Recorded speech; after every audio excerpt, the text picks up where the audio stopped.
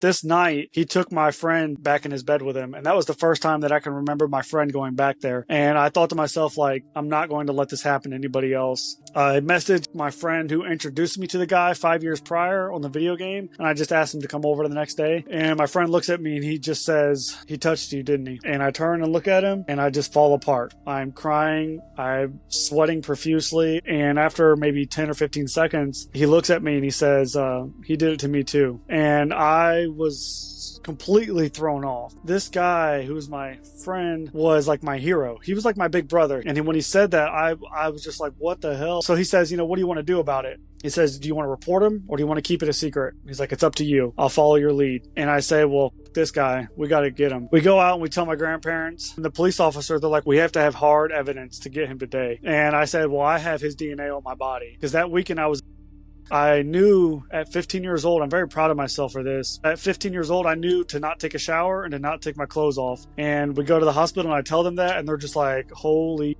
shit, take your clothes off right now. Take my clothes off. They swab me. They come back. Boom, we got his DNA in a couple places. And so the cop drives up there and arrests him. I'm telling my story now so that other people can understand that there's a light at the end of the tunnel. As long as you keep moving forward and remain strong and resilient, you can do amazing things.